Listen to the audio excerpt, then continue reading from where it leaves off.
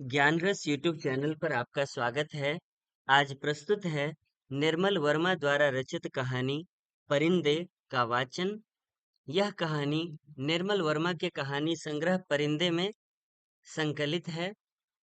यह कहानी संग्रह राजकमल प्रकाशन से प्रकाशित है और इसे खरीदने के लिए लिंक कमेंट में दे दिया गया है।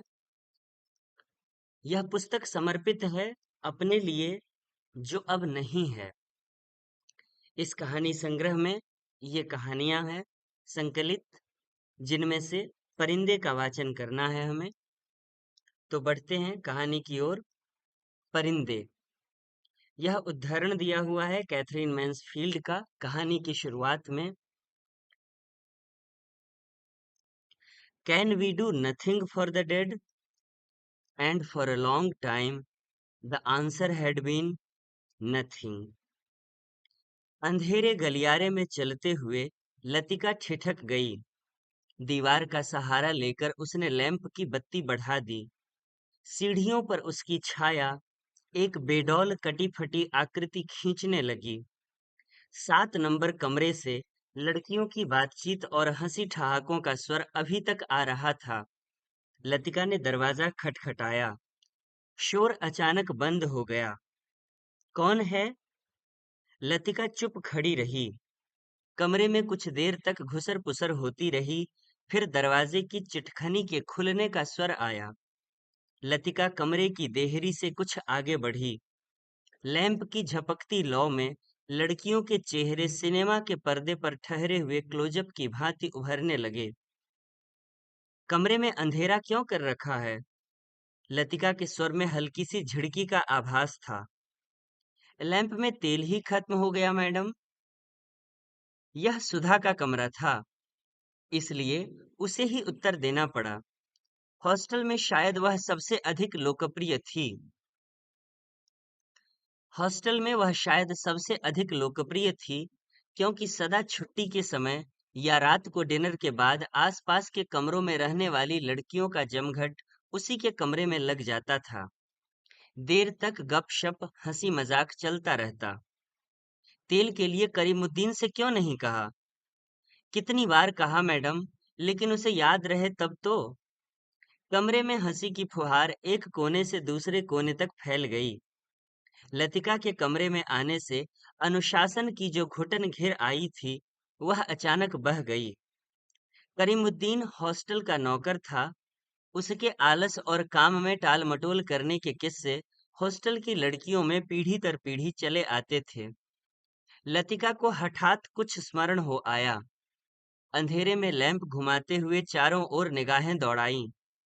कमरे में चारों ओर घेरा बनाकर वे बैठी थीं, पास-पास, एक दूसरे से सटकर।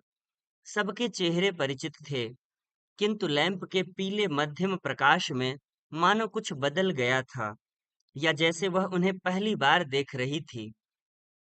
जूली, अब तक तुम इस ब्लॉक में क्या कर रही हो? जूली खिड़की के पास पलंग के सिरहाने बैठी थी। उसने चुपचाप आंखें नीची कर लीं। लैंप का प्रकाश चारों ओर से सिमटकर अब केवल उसके चेहरे पर गिर रहा था। नाइट रजिस्टर पर दस्तखत कर दिए? हाँ मैडम। फिर? लतिका का स्वर कड़ा हो आया। जूली सकुचाकर खिड़की से बाहर देखने लगी। जब से लतिका इस स्कूल में आई है, उसने अनुभव किया है कि हॉस्टल के इस नियम का पालन डांट फटकार के बावजूद नहीं होता। मैडम, कल से छुट्टियां शुरू हो जाएंगी, इसलिए आज रात हम सबने मिलकर।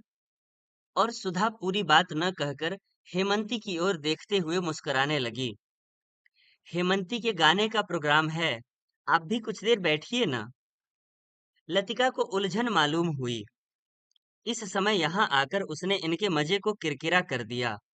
इस छोटे से हिल स्टेशन पर रहते हुए उसे खासा अरसा हो गया, लेकिन कब समय पतझड़ और गर्मियों का घेरा पार कर सर्दी की छुट्टियों की गोद में सिमट जाता है, उसे कभी याद नहीं रहता। चोरों की तरह चुपचाप वह देहरी से बाहर हो गई। उसके चेहरे का तनाव ढीला पड़ गया। वह मुस्कुराने लगी। मेरे संग स्नोफॉल देखने कोई नहीं ठहरेगा?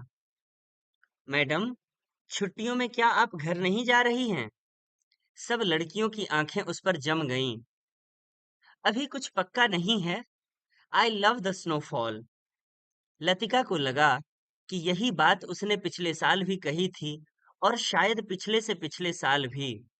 उसे लगा मानो लड़कियां उसे संदेह की दृष्टि से देख रही हैं, मानो उन्होंने उसकी बात पर विश्वास नहीं किया। उसका सिर चकराने लगा, मानो बादलों का स्याह झुरमुट किसी अनजाने कोने से उठकर उसे अपने में डुबो लेगा। वह थोड़ा सा हंसी, फिर धीरे से उसने सर को झटक दिया। जूली, तुमसे कुछ काम है।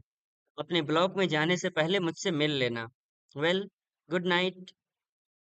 लतिका ने अपने पीछे दरवाजा बंद कर दिया। Good night madam, good night, good night. गलियारे की सीढ़ियां न उतरकर लतिका रेलिंग के सहारे खड़ी हो गई। लैंप की बत्ती को नीचे घुमाकर कोने में रख दिया। बाहर धुंध की नीली तहें बहुत घनी हो चली थीं। लॉन पर लगे हुए चीड़ के पत्तों की सरसराहट हवा के झोंकों के संग कभी तेज कभी धीमी होकर भीतर बह आती थी। हवा में सर्दी का हल्का सा आभास पाकर लतिका के दिमाग में कल से शुरू होने वाली छुट्टियों का ध्यान भटक आया। उसने आंखें मूंद लीं।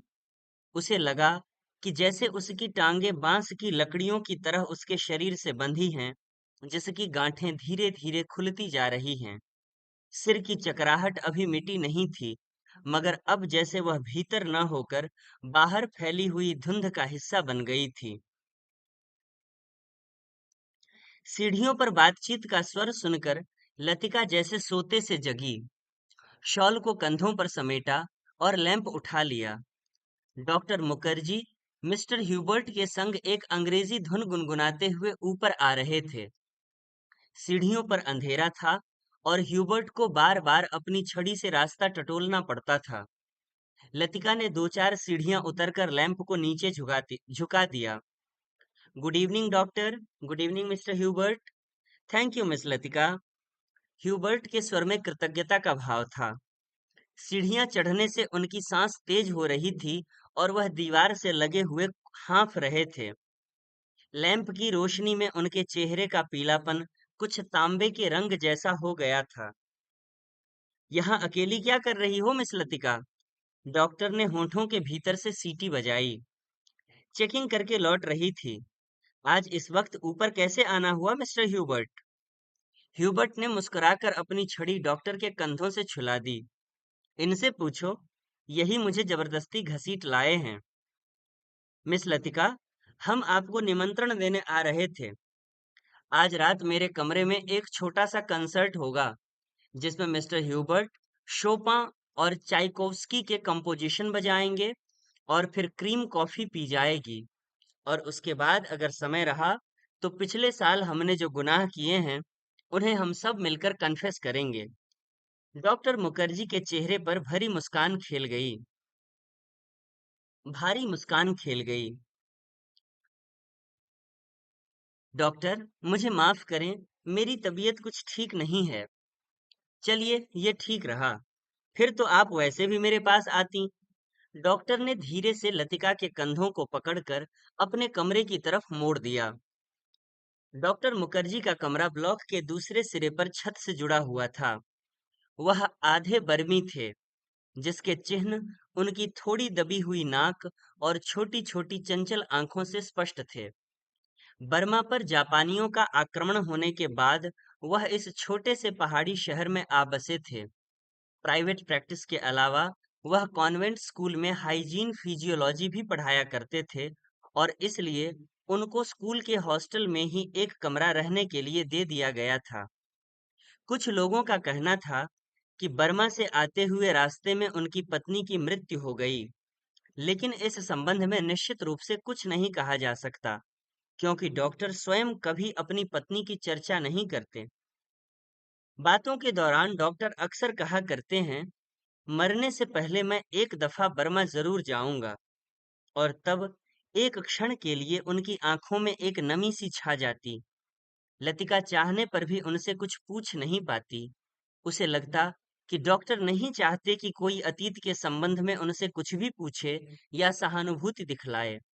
दूसरे ही क्षण अपनी गंभीरता को दूर ठेलते हुए वह हंस पड़ते, एक सूखी, बुझी हुई हंसी।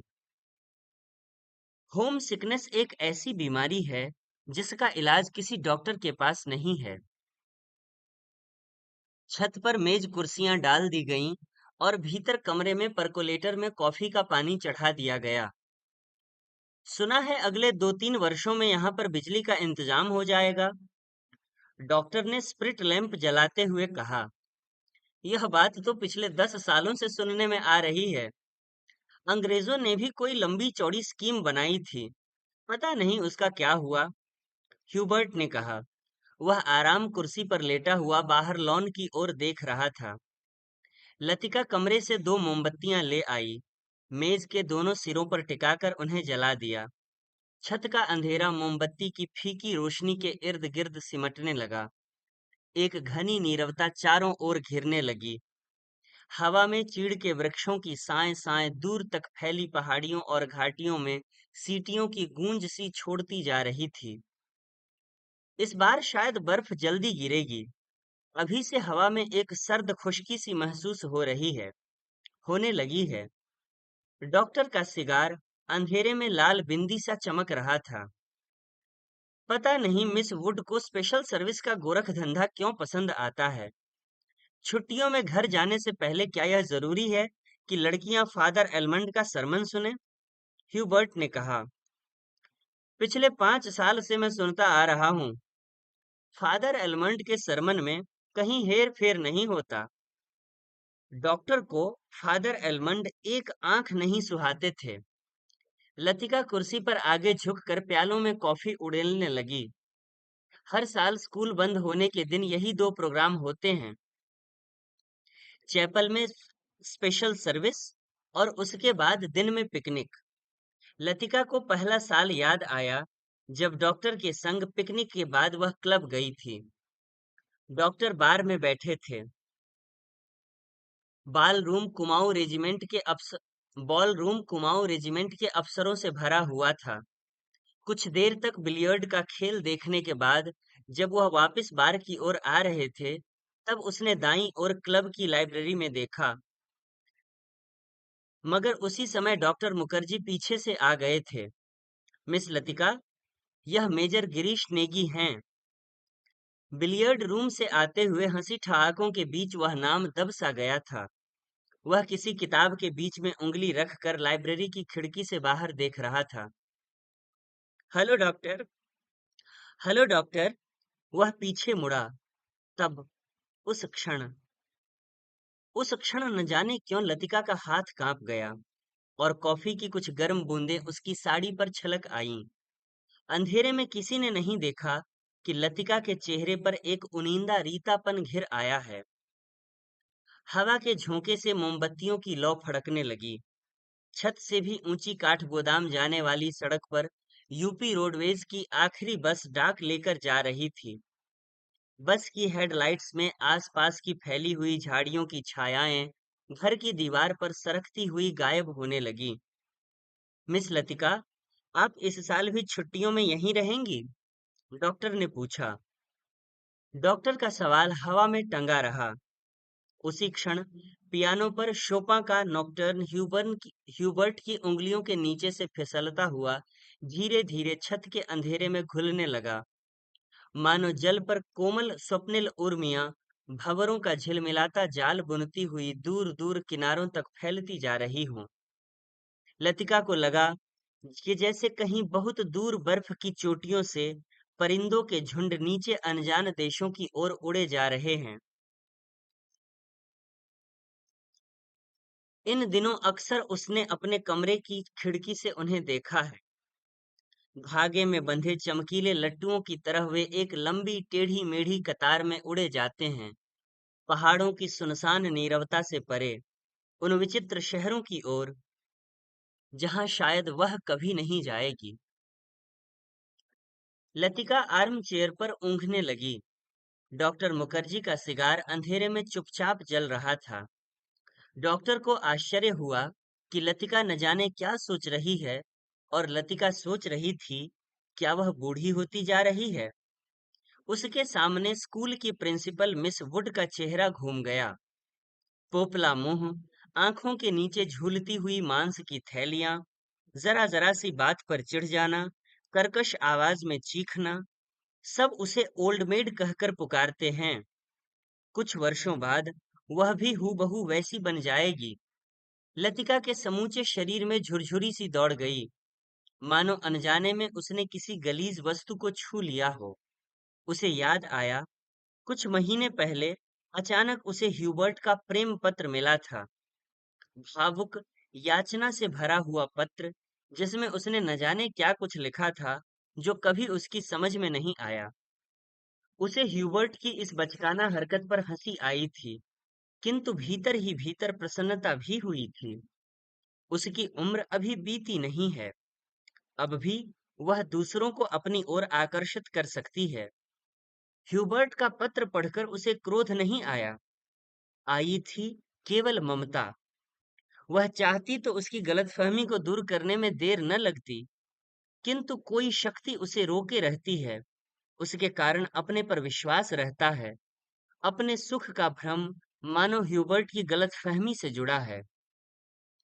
ह्यूबर्ट ही क्यों, वह क्या किसी को भी चाह सकेगी उस अनुभूति के संग जो अब नहीं रही, जो छाया सी उस पर मंडराती रहती है, न स्वयं मिटती है, न उसे मुक्ति दे पाती है। उसे लगा जैसे बादलों का झुरमुट फिर उसके मस्तिष्क पर धीरे धीरे छाने लगा है। उसकी टांगें फिर निर्जीव शिथिल सी हो गई हैं। वह झटके से उठ खड़ी हुई। डॉक्टर, माफ करना, मुझे बहुत थकान सी लग रही है। बिना वाक्य पूरा किए ही वह चली गई। कुछ देर तक टेरेस पर निस्तब्धता छाई रही। मोमबत्तियां बुझने लगी थीं। डॉक्टर मुखर्जी ने सिगार का नया कश लिया। सब लड़कियां एक जैसी होती हैं, बेवकूफ और सेंटिमेंटल। ह्यूबर्ट की उंगलियों का दबाव पियानो पर ढीला पड़ता गया। अंतिम सुरों की झिझकी की गूंज कुछ क्षणों तक हवा में तिरती रही। डॉक्टर, आपको मालूम है, मिस लतिका का व्यवहार पिछले कुछ अरसे से अजीब सा लगता है। ह्यूबर्ट के स्वर में लापरवाही का भाव था। वह नहीं चाहता था कि डॉक्टर को लतिका के प्रति उसकी भावनाओं का आभास मात्र भी मिल सके। जिस कोमल अनुभूति को वह इतने समय से संजोता आया है, डॉक्टर उसे हंसी के एक ही ठहाके में उपहासास्पद बना देगा। क्या तुम नियति में विश्वास करते हो, ह्यूबर्ट? डॉक्टर ने कहा। ह्यूबर्ट दम रोके प्रतीक्षा करता रहा। वह जानता था कि कोई भी बात कहने से पहले डॉक्टर को फिलोसोफाइज करने की आदत थी। डॉक्टर डॉक्टर टेरेस के जंगले से सटकर खड़ा हो गया। फीकी सी चांदनी में चीड़ के पेड़ों की छायाएं लॉन पर गिर रही थीं। कभी कभी कोई जुगनू अंधेरे में हरा प्रकाश छिड़कता हवा में गायब हो जाता था। मैं कभी कभी सोचता हूँ, इंसान जिंदा किस लिए रहता है? क्या उसे कोई और बेहतर काम करने को नहीं मिला? हजारों मील अपने मुल्क से दूर मैं यहाँ पड़ा हूँ। यहाँ कौन मुझे जानता है? और यहीं शायद मर भी जाऊं। ह्यूबर्ट, क्या तुमने कभी महसूस किया है कि एक अजनबी की हैसियत से पराई जमीन पर मर जाना काफी खौफनाक बात है? ह्यूबर्ट विस्मित सा डॉक्टर की ओर देखने लगा। उसने पहली बार डॉक्टर मुखर्जी के इस पहलू को देखा था। अपने संबंध में वह अक्सर चुप रहते थे। कोई पीछे नहीं है, यह बात मुझ में एक अजीब किस्म की बेफिक्री पैदा कर देती है। लेकिन कुछ लोगों की मौत अंत तक पहेली बनी रहती है। शायद वे जिंदगी से बहुत उम्मीद लगाते थे। उसे ट्रेजिक भी नहीं कहा जा सकता, क्योंकि आखिरी दम तक उन्हें मरने का एहसास नहीं होता। डॉक्टर, आप किसका जिक्र कर रहे हैं? ह्यूबर्ट ने परेशान होकर पूछा। डॉक्टर कुछ देर तक चुपचाप सिगार पीता रहा। फिर मुड़कर वह मोमबत्तियों की बुझती हुई लौ को देखने लगा। तुम्हें मालूम है, किसी समय लतिका बिला नागा क्लब जाया करती थी। गिरीश नेगी से उसका परिचय वहीं हुआ था। कश्मीर जाने से एक रात पहले उसने मुझे सब कुछ बता दिया था। मैं अब तक लतिका से उस मुलाकात के बारे में कुछ नहीं कह सका हूँ, किंतु उस रात कौन जानता था कि वह वापस नहीं लौटेगा। और अब क्या फर्क पड़ता है? Let the dead die. Doctor की सूखी सर्द हंसी में खोखली सी शून्यता भरी थी। कौन गिरीश नेगी? कुमाऊं रेजिमेंट में कैप्टन था। डॉक्टर, क्या लतिका? ह्यूबर्ट से आगे कुछ नहीं कहा गया। उसे याद आया वह पत्र जो उसने लतिका को भेजा था।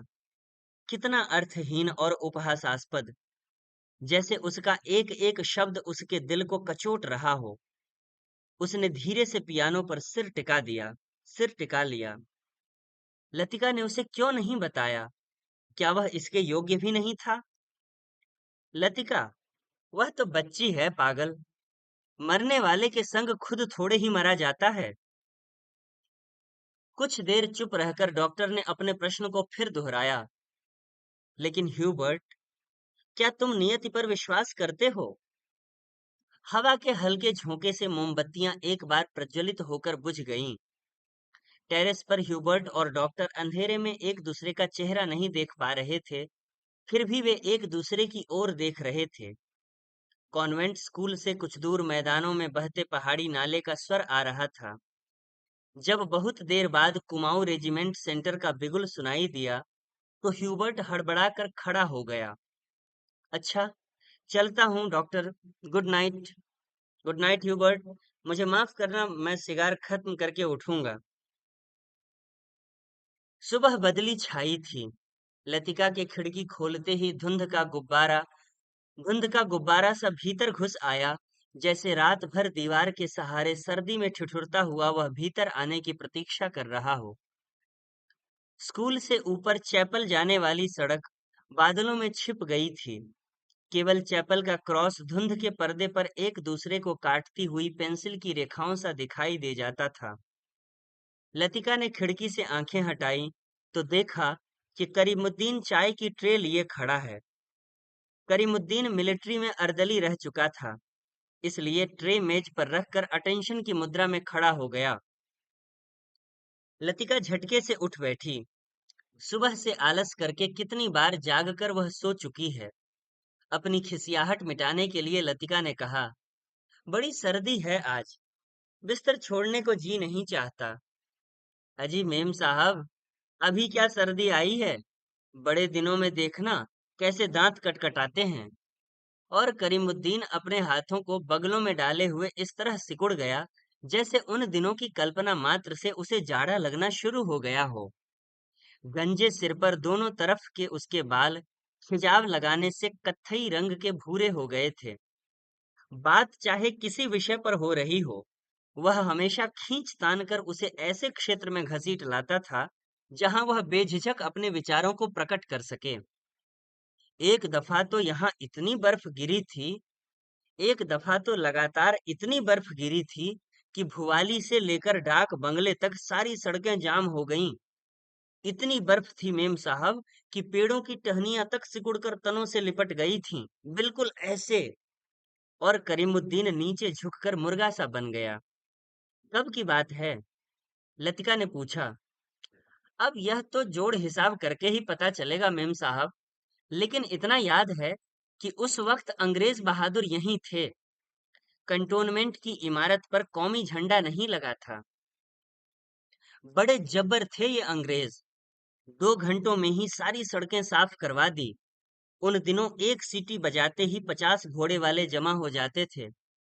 अब तो सारे शेड खाली पड़े हैं। वे लोग अपनी खिदमत भी करवाना जानते थे। अब तो सब उजाड़ हो गया है। करीमुद्दीन उदास भाव से बाहर देखने लगा। आज यह पहली बार नहीं है जब लतिका करीमुद्दीन से उन दिनों की बातें सुन रही है, जब अंग्रेज बहादुर ने इस स्थान को स्वर्ग बना रखा था। आप छुट्टियों में इस साल भी यहीं रहेंगी मेम साहब? दिखता तो कुछ ऐसा ही है करीमुद्दीन। तुम्हें फिर तंग होना पड़ेगा। क्या कहती हैं मेम साहब? आपके रहने से हमारा मन भी लग जाता है। वरना छुट्टियों में तो यहाँ कुत्ते लौटते हैं। तुम जरा मिस्त्री से कह देना कि इस कमरे की छत की मरम्मत कर जाए। पिछले साल बर्फ का पानी दरारों से टपकता रहता था। लतिका को याद आया कि पिछली सर्दियों में जब कभी बर्फ गिरती थी, तो उसे पानी से बचने के लिए रात भर कमरे के कोने में सिमट कर सोना पड़ता था।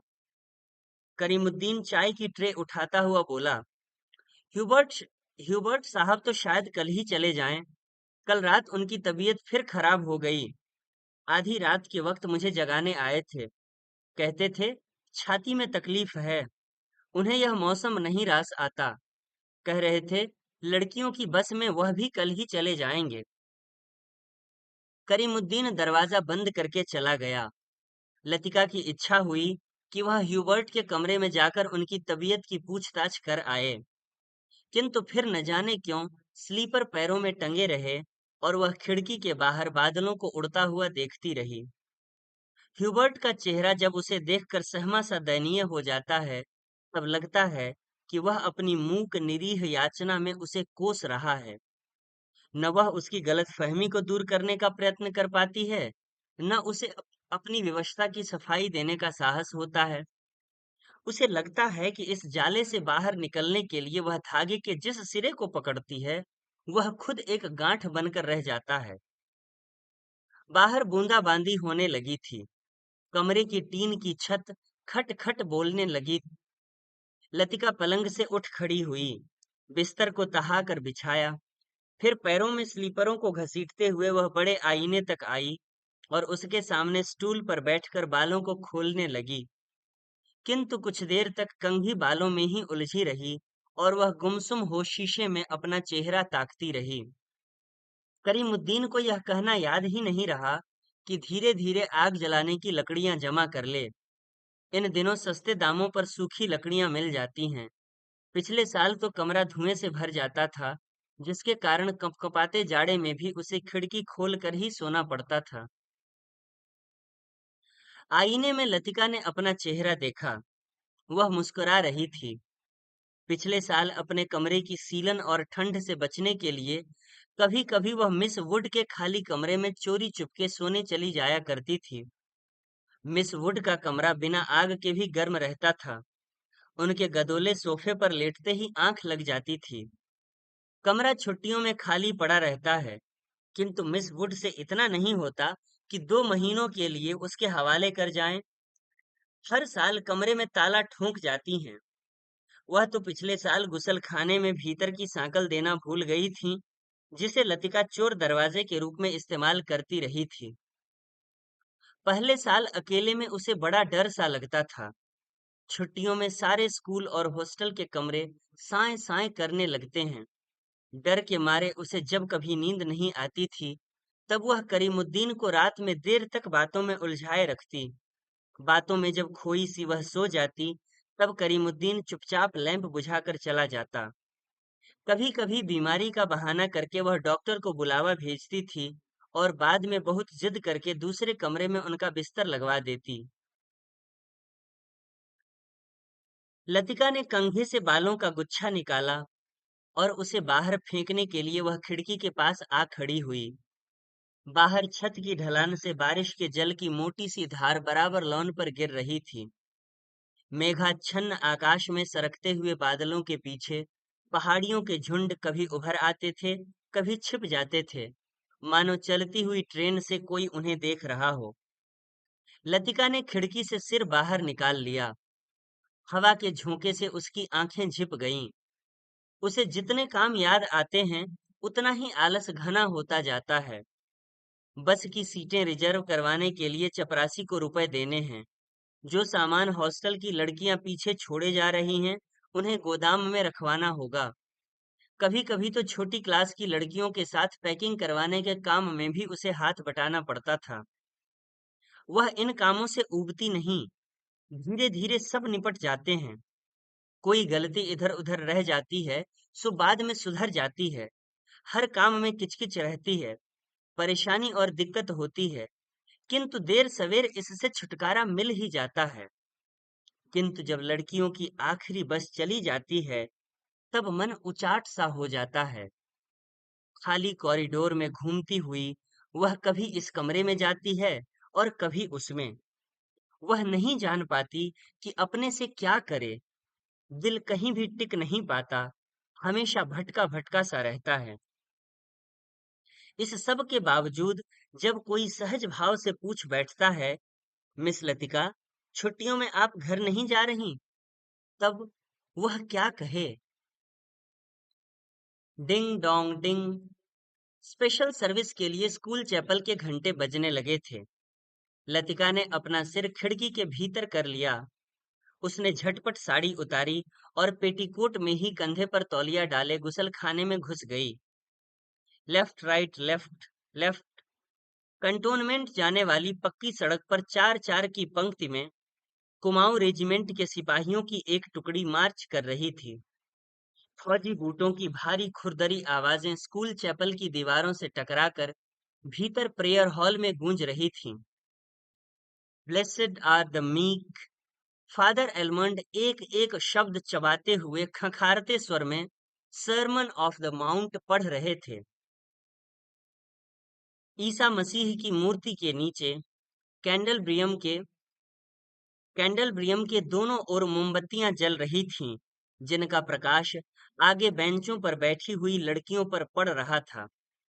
पिछली लाइनों की बेंचें अंधेरे में डूबी हुई थीं, जहां लड़कियां प्रार्थना की मुद्रा में बैठी हुई सिर झुकाए एक दूसरे से घुसर-पुसर कर रही थीं। मिस वुड स्कूल सीजन के सफलतापूर्वक समाप्त हो जाने पर विद्यार्थियों और स्टाफ सदस्यों को बधाई का भाषण दे चुकी थीं और अब फादर के पीछे बैठी हुई अपने में ही कुछ बुड़बुड़ा रही थीं, मानो धीरे-धीरे फादर को प्रॉम्प्ट कर रही हों। आमीन। फादर एलमंड ने बाइबल मेज पर रख दी और प्रेयर बुक उठा ली। हॉल की खामोशी क्षण भर के लिए टूट गई। लड़कियों ने खड़े होते हुए जानबूझकर बेंचों को पीछे धकेला। बेंचें फर्श पर रगड़कर खासकर सीटी बजाती खा, बेंचें फर्श पर रगड़ खाकर सीटी बजाती हुई पीछे खिसक गईं। हॉल के कोने से हंसी फूट पड़ी। मिस वुड का चेहरा तन गया, माथे पर भ्रिकुटियां चढ़ गईं। फिर अचानक निस्तब्धता छा गई। हॉल के उस घुटे हुए धुंधलके में फादर का तीखा फटा हुआ सर सुनाई देने लगा। Jesus said, I am the light of the world. He that followeth me shall not walk in darkness, but shall have the light of life. Doctor Mukherjee ने ऊब और उकताहट से भरी हुई जमुहाई ली। कब यह किस्सा खत्म होगा? कब यह किस्सा खत्म होगा? उसने इतने ऊंचे स्वर में लतिका से पूछा कि वह सकुचाकर दूसरी ओर देखने लगी। स्पेशल सर्विस के समय डॉक्टर मुखर्जी के होंठों पर व्यंग्यात्मक मुस्कान खेलती रहती और वह धीरे धीरे अपनी मूंछों को खींचता रहता। फादर एलमंड की वेशभूषा देखकर लतिका के दिल में गुदगुदी सी दौड़ गई। जब वह छोटी थी तो अक्सर यह बात सोचकर विस्मित हुआ करती थी कि क्या पादरी लोग सफेद चोगे के नीचे कुछ नहीं पहनते? अगर धोखे से वह ऊपर उठ जाए तो? Left left left. मार्च करते हुए फौजी बूट चैपल से दूर होते जा रहे थे। फौजी बूट चैपल से दूर होते जा रहे थे। केवल उनकी गूंज हवा में शेष रह गई थी। Him number 117। फादर ने प्रार्थना पुस्तक खोलते हुए कहा। हॉल में प्रत्येक लड़की ने डेस्क पर रखी हुई हिम बुक खोल ली। पन्नों के उलटने की खड़खड़ाहट फिसलती हुई एक सिरे से दूसरे सिरे तक फैल गई। आगे की बेंच से उठकर ह्यूबर्ट पियानो के सामने स्टूल पर बैठ गया। संगीत शिक्षक होने के कारण हर साल स्पेशल सर्विस के अवसर पर उसे कॉयर के संग पियानो बजाना पड़ता था। ह्यूबर्ट ने अपने रूमाल से नाक साफ की। अपनी घबराहट छिपाने के लिए ह्यूबर्ट हमेशा ऐसा ही किया करता था। कनखियों से हॉल की ओर देखते हुए उसने कांपते हाथों से हिमबुक खोली। Lead kindly light. पियानो के सुर दबे, झिझकते से मिलने लगे। घने बालों से ढकी ह्यूबर्ट की लंबी पीली उंगलियां खुलने सिमटने लगीं। कॉयर में गाने वाली लड़कियों के स्वर एक दूसरे से गुंथ कर कोमल स्निग्ध लहरों में बिंध गए। लतिका को लगा उसका जूड़ा ढीला पड़ गया है, मानो गर्दन के नीचे झूल रहा है। मिस वुड की आंख बचा लतिका ने चुपचाप बालों में लगे क्लिपों को कसकर खींच दिया। बड़ा झक्की आदमी है। सुबह मैंने ह्यूबर्ट को यहाँ आने से मना किया था, फिर भी चला आया, डॉक्टर ने कहा। लतिका को करीमुद्दीन की बात याद हो गई। रात भर ह्यूबर्ट को खांसी का दौरा पड़ा था, कल जाने के लिए कह रहे थे। लतिका ने सिर टेढ़ा करके ह्यूबर्ट के चेहरे की एक झलक पाने की विफल चेष्टा की।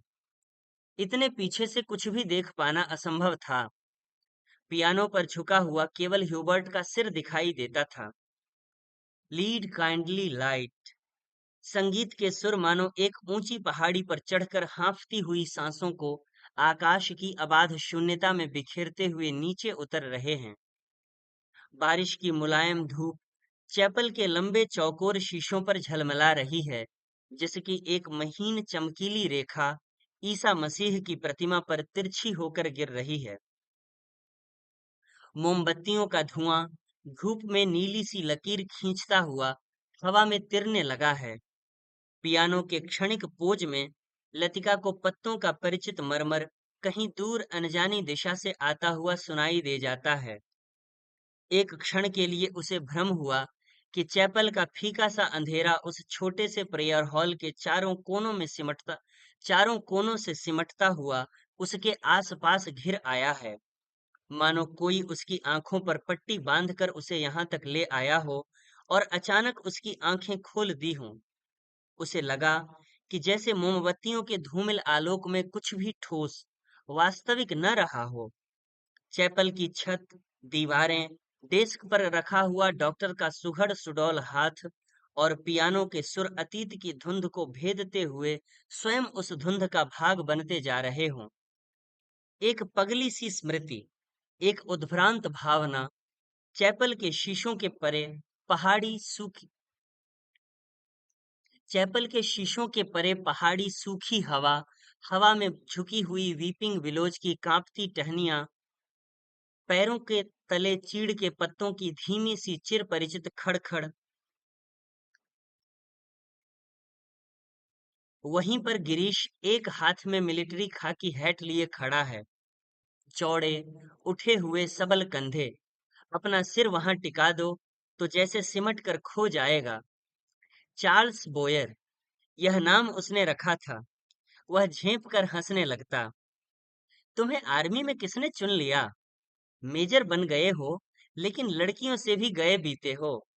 जरा जरा सी बात पर चेहरा लाल हो जाता है।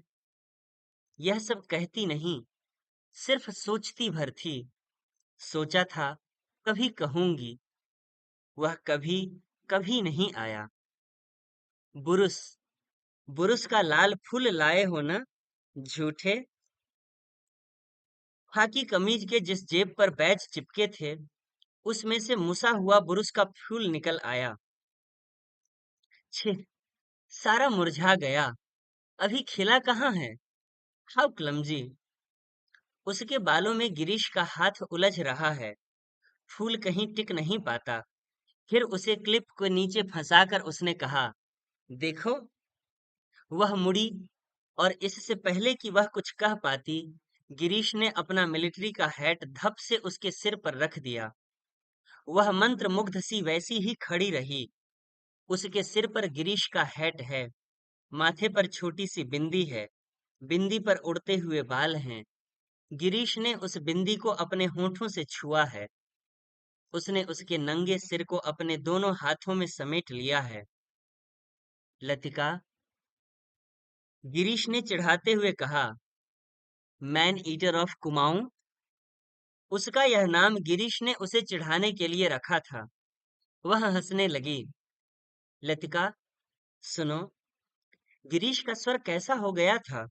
ना, मैं कुछ भी नहीं सुन रही। लतिका, मैं कुछ महीनों में वापस लौट आऊंगा। ना, मैं कुछ भी नहीं सुन रही। किंतु वह सुन रही है। वह नहीं जो गिरीश कह रहा है, किंतु वह जो नहीं कहा जा रहा है, जो उसके बाद कभी नहीं कहा गया। Lead kindly light. लड़कियों का स्वर पियानो के सुरों में डूबा हुआ गिर रहा है, उठ रहा है। ह्यूबर्ट ने सिर मोड़कर लतिका को निमिष भर देखा। आंखें मूंदे ध्यान मग्ना प्रस्तर मूर्ति सी वह स्थिर निश्चल खड़ी थी। क्या यह भाव उसके लिए है? क्या लतिका ने ऐसे क्षणों में उसे अपना साथी बनाया है? ह्यूबर्ट ने एक गहरी सांस ली और उस सांस में ढेर सी थकान उमड़ आई। देखो, मिस वुड कुर्सी पर बैठे बैठे सो रही हैं। डॉक्टर होठों में ही फुसफुसाया। यह डॉक्टर का पुराना मजाक था कि मिस वुड प्रार्थना करने के बहाने आंखें मूंदे हुए नींद की झपकियां लेती हैं। फादर एलमंड ने कुर्सी पर फैले अपने गाउन को समेट लिया और प्रेयर बुक बंद करके मिस वुड के कानों में कुछ कहा। पियानो का स्वर क्रमशः मंद पड़ने लगा।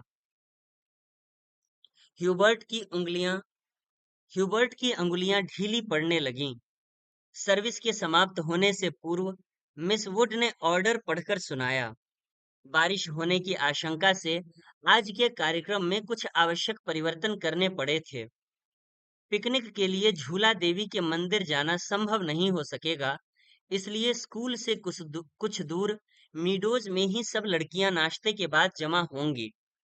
सब लड़कियों को दोपहर का लंच हॉस्टल किचन से ही ले जाना होगा। केवल शाम की चाय मीडोज में बनेगी। पहाड़ों की बारिश का क्या भरोसा। कुछ देर पहले धुआंधार बादल गरज रहे थे। सारा शहर पानी में भीगा ठिठुर रहा था। अब धूप में नहाता नीला आकाश धुंध की ओट से बाहर निकलता हुआ फैल रहा था। लतिका ने चैपल से बाहर आते हुए देखा। वीपिंग विलोज की भीगी शाखाओं से धूप में चमकती हुई बारिश की बूंदें टपक रही थीं। लड़कियां चैपल से बाहर निकलकर छोटे छोटे गुच्छे बनाकर कॉरिडोर में जमा हो गई हैं। नाश्ते के लिए अभी पौन घंटा पड़ा था और उनमें से अभी कोई भी लड़की हॉस्टल जाने के लिए इच्छुक नहीं थी। छुट्टियां अभी शुरू नहीं हुई थीं, किंतु शायद इसीलिए वे इन चंद बचे खुचे क्षणों में अनुशासन के घेरे के भीतर भी मुक्त होने का भरपूर आनंद उठा लेना चाहती थीं।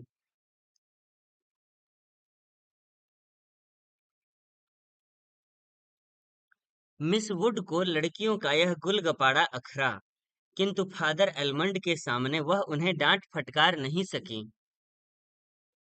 अपनी झुंझलाहट दबाकर वह मुस्कुराते हुए बोली, कल सब चली जाएंगी, सारा स्कूल वीरान हो जाएगा। फादर एलमंड का लंबा ओजपूर्ण चेहरा चैपल की घुटी हुई गरमाई से लाल हो उठा था। कॉरिडोर के जंगले पर अपनी छड़ी लटकाकर वह बोले, छुट्टियों में पीछे हॉस्टल में कौन रहेगा? पिछले 2-3 सालों से मिस लतिका ही रह रही हैं।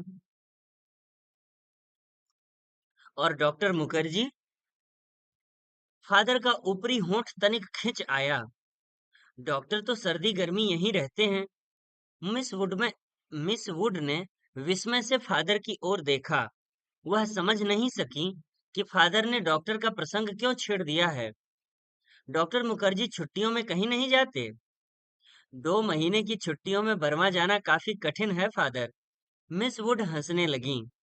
मिस वुड, पता नहीं आप क्या सोचती हैं, मुझे तो मिस लतिका का हॉस्टल में अकेले रहना कुछ समझ में नहीं आता।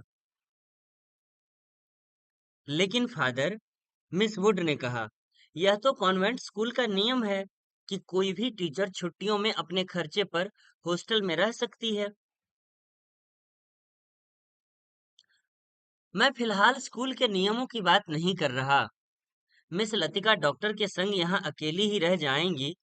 और सच पूछिए तो मिस वुड, डॉक्टर के बारे में मेरी राय कुछ बहुत अच्छी नहीं है। फादर, आप कैसी बात कर रहे हैं? मिस लतिका बच्ची थोड़े ही हैं। मिस वुड को ऐसी आशा नहीं थी कि फादर एलमंड अपने दिल में ऐसी दकियानूसी भावना को स्थान देंगे। फादर एलमंड कुछ हतप्रभ से हो गए। बात पलटते हुए बोले, मिस वुड, मेरा मतलब यह नहीं था। आप तो जानती हैं, मिस लतिका और उस मिलिट्री अफसर को लेकर एक अच्छा खासा स्कैंडल बन गया था। स्कूल की बदनामी होने में क्या देर लगती है। वह बेचारा तो अब नहीं रहा। मैं उसे जानती थी फादर। ईश्वर उसकी आत्मा को शांति दे। मिस वुड ने धीरे से अपनी दोनों बाहों से क्रॉस किया। फादर एलमंड को मिस वुड की मूर्खता पर इतना अधिक क्षोभ हुआ कि उनसे आगे और कुछ नहीं बोला गया। डॉक्टर मुखर्जी से उनकी कभी नहीं पटती थी, इसलिए मिस वुड की आंखों में वह डॉक्टर को नीचा दिखाना चाहते थे। किंतु मिस वुड लतिका का रोना ले बैठी। आगे बात बढ़ाना व्यर्थ था। उन्होंने छड़ी को जंगले से उठाया और ऊपर साफ खुले आकाश को देखते हुए बोले, प्रोग्राम आपने यूं ही बदला मिस वुड। अब क्या बारिश होगी। ह्यूबर्ट जब चैपल से बाहर निकला तो उसकी आंखें चकाचौंध सी हो गईं। उसे लगा जैसे किसी ने अचानक ढेर सी चमकीली उबलती हुई रोशनी मुट्ठी में भरकर उसकी आंखों में झोंक दी हो। पियानो के संगीत के सुर रुई के छुई मुई रेशों की भांति अब तक उसके मस्तिष्क की थकी मांदी नसों पर फड़फड़ा रहे थे। वह काफी थक गया था। पियानो बजाने से उसके फेफड़ों पर हमेशा भारी दबाव पड़ता। दिल की धड़कन तेज हो जाती थी। उसे लगता था कि संगीत के एक नोट को दूसरे नोट में उतारने के प्रयत्न में वह एक अंधेरी खाई पार कर रहा है। आज चैपल में मैंने जो महसूस किया वह कितना रहस्यमय, कितना विचित्र था। ह्यूबर्ट ने सोचा। मुझे लगा पियानो का हर नोट चिरंतन खामोशी की अंधेरी खोह से निकलकर बाहर फैली नीली धुंध को काटता, तराशता हुआ एक भूला सा अर्थ खींच लाता है। गिरता हुआ हर पोज एक छोटी सी मौत है, मानो घने छायादार वृक्षों की कांपती छायाओं में कोई पगडंडी गुम हो गई हो। एक छोटी सी मौत जो आने वाले सुरों को अपनी बची खुची गूंजों की सांसें समर्पित कर जाती है, जो मर जाती है किंतु मिट नहीं पाती। मिटती नहीं, इसलिए मरकर भी जीवित है, दूसरे सुरों में लय हो जाती है। डॉक्टर, क्या मृत्यु ऐसे ही आती है? अगर मैं डॉक्टर से पूछूं पूछूं तो वह हंसकर टाल देगा। मुझे लगता है वह पिछले कुछ दिनों से कोई बात छिपा रहा है। उसकी हंसी में जो सहानुभूति का भाव होता है वह मुझे अच्छा नहीं लगता। आज उसने मुझे स्पेशल सर्विस में आने से रोका था। कारण पूछने पर वह चुप रहा था। कौन सी ऐसी बात है जिसे मुझसे कहने में डॉक्टर कतराता है?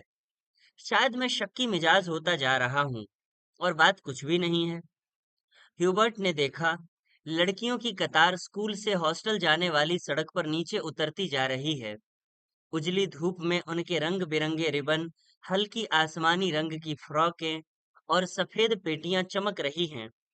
सीनियर कैम्ब्रिज की कुछ लड़कियों ने चैपल की वाटिका से गुलाब के फूलों को तोड़कर अपने बालों में लगा लिया है। कंटोनमेंट के 3-4 सिपाही लड़कियों को देखते हुए अश्लील मजाक करते हुए हंस रहे हैं और कभी-कभी किसी लड़की की ओर जरा झुककर सीटी बजाने लगते हैं। Hello mister Hubert. ह्यूबर्ट ने चौंक कर पीछे देखा। लतिका एक मोटा सा रजिस्टर बगल में दबाए खड़ी थी। आप अभी यहीं हैं? ह्यूबर्ट की दृष्टि लतिका पर टिकी रही। वह क्रीम रंग की पूरी बाहों की ऊनी जैकेट पहने हुई थी। कुमाऊनी लड़कियों की तरह लतिका का चेहरा गोल था। धूप की तपन से पका गेहुआ रंग कहीं कहीं हल्का सा गुलाबी हो आया था, मानो बहुत धोने पर भी गुलाल के कुछ धब्बे इधर उधर बिखरे रह गए हों। उन लड़कियों के नाम नोट करने थे जो कल जा रही हैं, सो पीछे रुकना पड़ा। आप भी तो कल जा रहे हैं मिस्टर ह्यूबर्ट? अभी तक तो यही इरादा है। यहाँ रुक कर भी क्या करूंगा। आप स्कूल की ओर जा रही हैं? चलिए। पक्की सड़क पर लड़कियों की भीड़ जमा थी, इसलिए वे दोनों पोलो ग्राउंड का चक्कर काटती हुई पगडंडी से नीचे उतरने लगे। हवा तेज हो चली। चीड़ के पत्ते हर झोंके के संग टूट टूट कर पगडंडी पर ढेर लगाते जाते थे। ह्यूबर्ट रास्ता बनाने के लिए अपनी छड़ी से उन्हें बुहार कर दोनों ओर बिखेर देता था। लतिका पीछे खड़ी हुई देखती रहती थी। अल्मोड़ा की ओर से आते हुए छोटे छोटे बादल रेशमी रुमालों से उड़ते हुए सूरज के मुंह पर लिपटे से जाते थे। फिर हवा में बह निकलते थे। इस खेल में धूप कभी मंद फीकी सी पड़ जाती, कभी अपना उजला आंचल खोलकर समूचे शहर को अपने में समेट लेती थी। लतिका तनिक आगे निकल गई। ह्यूबर्ट की सांस चढ़ गई थी और वह धीरे धीरे हाँफता हुआ पीछे से आ रहा था। जब वे पोलो ग्राउंड के पवेलियन को छोड़कर सिमिट्री के दाईं ओर मुड़े, तो लतिका ह्यूबर्ट की प्रतीक्षा करने के लिए खड़ी हो गई। उसे याद आया, छुट्टियों के दिन में जब कभी कमरे में अकेले बैठे बैठे उसका मन ऊब जाता था, तो वह अक्सर टहलते हुए सिमिट्री तक चली जाती थी। उसे सटी उससे सटी पहाड़ी पर चढ़कर वह बर्फ में ढके देवदार वृक्षों को देखा करती थी, जिनकी झुकी हुई शाखों से रुई के गालों सी बर्फ नीचे गिरा करती थी। रुई के गोलों सी बर्फ नीचे गिरा करती थी। नीचे बाजार जाने वाली सड़क पर बच्चे स्लेज पर फिसला करते थे। वह खड़ी खड़ी बर्फ में छिपी हुई उस सड़क का अनुमान लगाया करती थी, जो फादर एलमंड के घर से गुजरती हुई मिलिट्री अस्पताल और डाकघर से होकर चर्च की सीढ़ियों तक जाकर गुम हो जाती थी।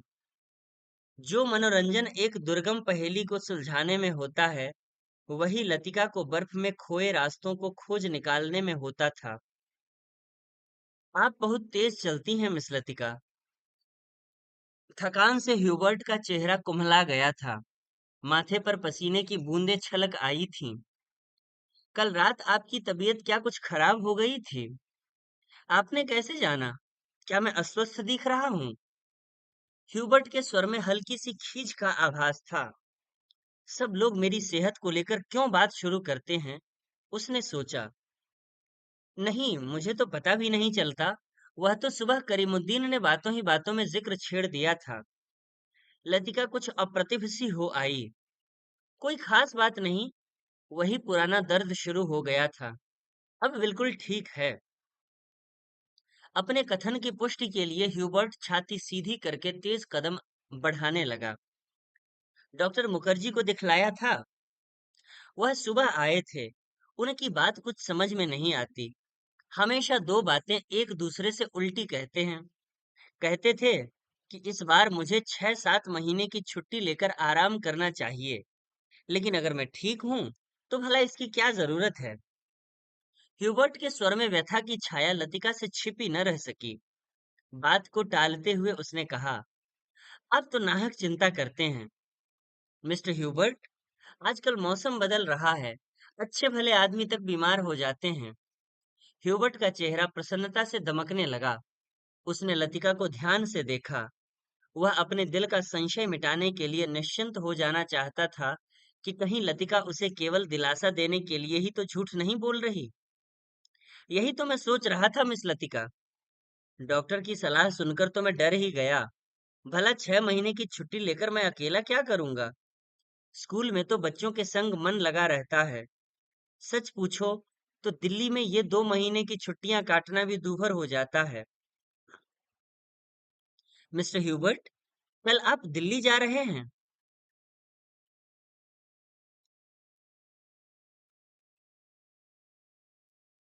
लतिका चलते चलते हठात ठिठक गई।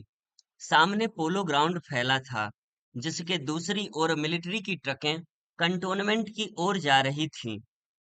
ह्यूबर्ट को लगा जैसे लतिका की आंखें अधमुदी सी खुली रह गई हैं, मानो पलकों पर एक पुराना भूला सा सपना सरक आया है। मिस्टर ह्यूबर्ट, आप दिल्ली जा रहे हैं। इस बार लतिका ने प्रश्न नहीं दोहराया। उसके स्वर में केवल एक असीम दूरी का भाव घिर आया। बहुत अरसा पहले मैं भी दिल्ली गई थी, मिस्टर ह्यूबर्ट। तब मैं बहुत छोटी थी। न जाने कितने बरस बीत गए। हमारी मौसी का ब्याह वहीं हुआ था। बहुत सी चीजें देखी थीं, लेकिन अब तो सब कुछ धुंधला सा पड़ गया है। इतना याद है कि हम कुतुब पर चढ़े थे। सबसे ऊंची मंजिल से हमने नीचे झांका था। न जाने कैसा लगा था। नीचे चलते हुए आदमी चाबी भरे हुए खिलौनों से लगते थे। हमने ऊपर से उन पर मूंगफलियां फेंकी थीं, लेकिन हम बहुत निराश हुए क्योंकि उनमें से किसी ने हमारी तरफ नहीं देखा। शायद माँ ने मुझे डांटा था। और मैं सिर्फ नीचे झांकते हुए डर गई थी। सुना है अब तो दिल्ली इतना बदल गया है कि पहचाना नहीं जाता। वे दोनों फिर चलने लगे। हवा का वेग ढीला पड़ने लगा। उड़ते हुए बादल अब सुस्ताने से लगे थे। उनकी छायाएं नंदा देवी और पंचचूली की पहाड़ियों पर गिर रही थीं। स्कूल के पास पहुंचते पहुंचते चीड़ के पेड़ पीछे छूट गए थे। कहीं कहीं खुबानी के पेड़ों के आसपास बुरुस के लाल फूल धूप में चमक उठते थे। स्कूल तक आने में उन्होंने पोलो ग्राउंड का लंबा चक्कर लगा लिया था। मिस लतिका, आप कहीं छुट्टियों में जाती क्यों नहीं? सर्दियों में तो यहाँ सब कुछ वीरान हो जाता होगा। अब मुझे यहाँ अच्छा लगता है, लतिका ने कहा। पहले साल अकेलापन कुछ अखरा था, अब आदी हो गई हूँ। क्रिसमस से एक रात पहले क्लब में डांस होता है, लॉटरी डाली जाती है और रात को देर तक नाच गाना होता रहता है। नए साल के दिन कुमाऊं रेजिमेंट की ओर से परेड ग्राउंड में कार्निवाल किया जाता है। बर्फ पर स्केटिंग होती है। रंग बिरंगे गुब्बारों के नीचे फौजी बैंड बजता है। फौजी अफसर फैंसी ड्रेस में भाग लेते हैं। हर साल ऐसा ही होता है मिस्टर ह्यूबर्ट। फिर कुछ दिनों बाद विंटर स्पोर्ट्स के लिए अंग्रेज टूरिस्ट आते हैं। हर साल मैं उनसे परिचित होती हूँ। वापस लौटते हुए वे हमेशा वादा करते हैं कि अगले साल भी आएंगे, पर मैं जानती हूँ कि वे नहीं आएंगे। वे भी जानते हैं कि वे नहीं आएंगे। फिर भी हमारी दोस्ती में कोई अंतर नहीं पड़ता। फिर फिर कुछ दिनों बाद पहाड़ों पर बर्फ पिघलने लगती है। छुट्टियां खत्म होने लगती हैं। आप सब लोग अपने अपने घरों से वापस लौट आते हैं और मिस्टर ह्यूबर्ट, पता भी नहीं चलता कि छुट्टियां कब शुरू हुई थीं, कब खत्म हो गईं। लतिका ने देखा कि ह्यूबर्ट उसकी ओर आतंकित भयाकुल दृष्टि से देख रहा है। वह सिटपिटाकर चुप हो गई। उसे लगा मानो वह इतनी देर से पागल सी अनर्गल प्रलाप कर रही हो। मुझे माफ करना मिस्टर ह्यूबर्ट, कभी कभी मैं बच्चों की तरह बातों में बहक जाती हूँ। मिस लतिका, ह्यूबर्ट ने धीरे से कहा। वह चलते चलते रुक गया था। लतिका ह्यूबर्ट के भारी स्वर से चौंक सी गई। क्या बात है मिस्टर ह्यूबर्ट? वह पत्र, उसके लिए मैं लज्जित हूँ। उसे आप वापस लौटा दें। समझ लें कि मैंने उसे कभी नहीं लिखा था। लतिका कुछ समझ न सकी। दिग्भ्रांत सी खड़ी हुई ह्यूबर्ट के पीले उद्विग्न चेहरे को देखती रही। ह्यूबर्ट ने धीरे से लतिका के कंधे पर हाथ रख दिया। कल डॉक्टर ने मुझे सब कुछ बता दिया। अगर मुझे पहले से मालूम होता तो तो ह्यूबर्ट हकलाने लगा। मिस्टर ह्यूबर्ट, किंतु लतिका से आगे कुछ भी नहीं कहा गया। उसका चेहरा सफेद हो गया था। दोनों चुपचाप कुछ देर तक स्कूल के गेट के बाहर खड़े रहे। मीडोज, पगडंडियों पत्तों छायाओं से घिरा छोटा सा द्वीप, मानो कोई घोंसला दो हरी घाटियों के बीच आ दबा हो। भीतर घुसते ही पिकनिक के काले आग से झुलसे हुए पत्थर, अधजली टहनियां, बैठने के लिए बिछाए गए पुराने अखबारों के टुकड़े इधर उधर बिखरे हुए दिखाई दे जाते हैं। अक्सर टूरिस्ट पिकनिक के लिए यहाँ आते हैं। मीडोज को बीच में काटता हुआ टेढ़ा मेढ़ा बरसाती नाला बहता है, जो दूर से धूप में चमकता हुआ सफेद रिबन सा दिखाई देता है। यहीं पर काठ के तख्तों का बना हुआ टूटा सा पुल है, जिस पर लड़कियां हिचकोले खाती हुई चल रही हैं। डॉक्टर मुखर्जी, आप तो सारा जंगल जला देंगे। मिस वुड ने अपनी ऊंची एड़ी के सैंडल से जलती हुई दिया सलाई को दबा डाला। जो डॉक्टर ने सिगार सुलगाकर चीड़ के पत्तों के ढेर पर फेंक दी थी। वे नाले से कुछ दूर हटकर चीड़ के दो पेड़ों से गुथी हुई छाया के नीचे बैठे थे। उनके सामने एक छोटा सा रास्ता नीचे पहाड़ी गांव की ओर जाता था, जहां पहाड़ की गोद में शकरपारों के खेत एक दूसरे के नीचे बिछे हुए थे। दोपहर के सन्नाटे में भेड़ बकरियों के गले में बंधी हुई घंटियों का स्वर हवा में बहता हुआ सुनाई दे जाता था। घास पर लेटे लेटे डॉक्टर सिगार पीते रहे। जंगल की आग कभी देखी है मिस वुड? एक अलमस्त नशे की तरह धीरे धीरे फैलती जाती है। आपने कभी देखी है डॉक्टर? मिस वुड ने पूछा। मुझे तो बड़ा डर लगता है। बहुत साल पहले शहरों को जलते हुए देखा था। डॉक्टर लेटे हुए आकाश की ओर ताक रहे थे। एक एक मकान ताश के पत्तों की तरह गिरता जाता है। दुर्भाग्यवश ऐसे अवसर देखने में बहुत कम आते हैं। आपने कहाँ देखा डॉक्टर? लड़ाई के दिनों में अपने शहर रंगून को जलते हुए देखा था। मिस वुड की आत्मा को ठेस लगी, किंतु फिर भी उनकी उत्सुकता शांत नहीं हुई। आपका घर, क्या वह भी जल गया था? डॉक्टर कुछ देर तक चुपचाप लेटा रहा। हम उसे खाली छोड़कर चले आए थे। मालूम नहीं बाद में क्या हुआ। अपने व्यक्तिगत जीवन के संबंध में कुछ भी कहने में डॉक्टर को कठिनाई महसूस होती है। डॉक्टर, क्या आप कभी वापस बर्मा जाने की बात नहीं सोचते? डॉक्टर ने अंगड़ाई ली और करवट बदलकर औंधे मुंह लेट गए। उनकी आंखें मुंद गईं और माथे पर बालों की लटें झूल आईं। सोचने से क्या होता है मिस वुड? जब बर्मा में था, तब क्या कभी सोचा था कि यहाँ आकर उम्र काटनी होगी?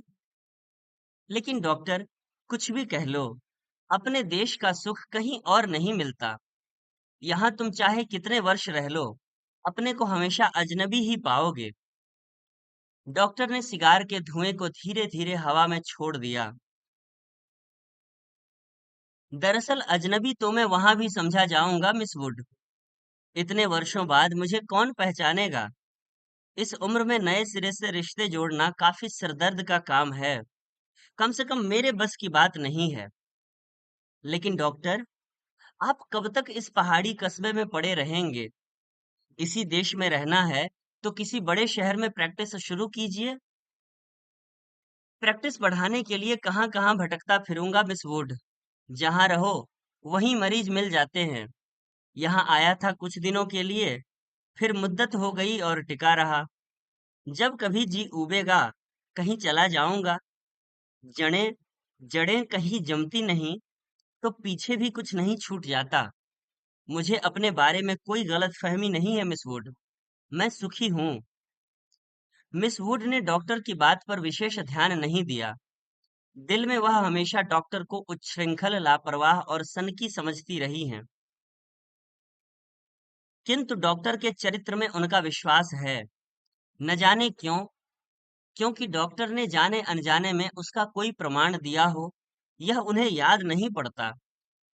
मिस वुड ने एक ठंडी सांस भरी। वह हमेशा यह सोचती थी कि यदि डॉक्टर इतना आलसी और लापरवाह न होता, तो अपनी योग्यता के बल पर काफी चमक सकता था। इसलिए उन्हें डॉक्टर पर क्रोध भी आता था और दुख भी होता था। मिस वुड ने अपने बैग से ऊन का गोला और सलाइयां निकालीं। फिर उसके नीचे से अखबार में लिपटा हुआ चौड़ा कॉफी का डिब्बा उठाया, जिसमें अंडों की सैंडविचें और हैमबर्गर दबे हुए थे। थर्मस से प्यालों में कॉफी उड़ेलते हुए मिस वुड ने कहा, डॉक्टर, कॉफी ठंडी हो रही है। डॉक्टर लेटे लेटे बुड़बुड़ाया। मिस वुड ने नीचे झुक कर देखा। वह कोहनी पर सिर टिकाए सो रहा था। ऊपर का होंठ जरा सा फैल कर मुड़ गया था, मानो किसी से मजाक करने से पहले मुस्कुरा रहा हो। उसकी अंगुलियों में दबा हुआ सिगार नीचे झुका हुआ लटक रहा था। Mary Mary what do you want, what do you want? दूसरे स्टैंडर्ड में पढ़ने वाली मेरी ने अपनी चंचल चपल आंखें ऊपर उठाई। लड़कियों का दायरा उसे घेरे हुए कभी पास आता था, कभी दूर खिंचता चला जाता था। I want blue. दोनों हाथों को हवा में घुमाते हुए मेरी चिल्लाई।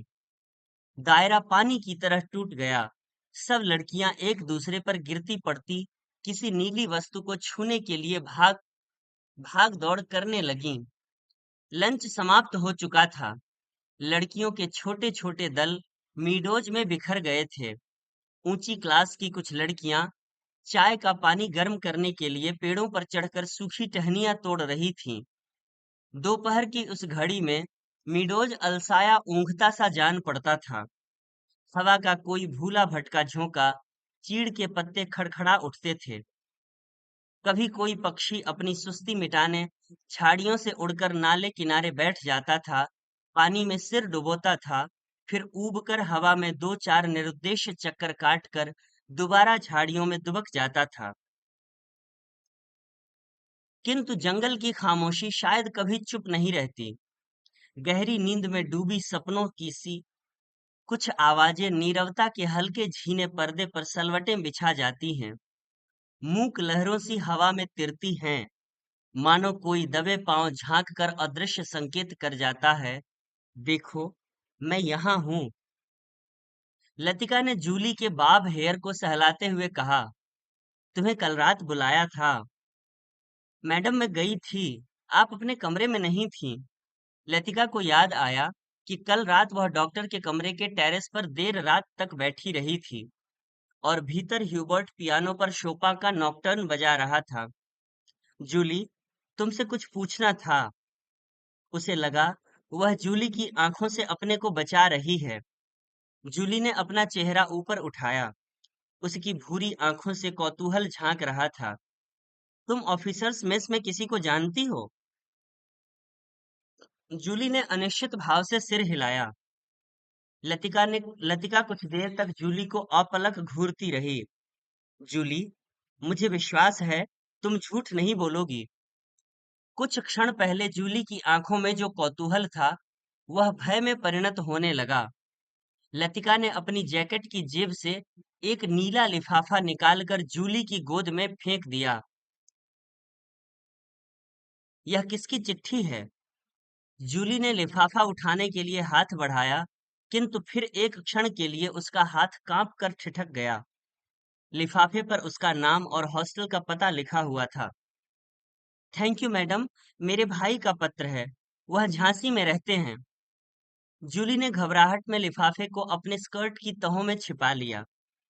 जूली, जरा मुझे लिफाफा दिखलाओ। लतिका का स्वर तीखा कर्कश सा हो आया।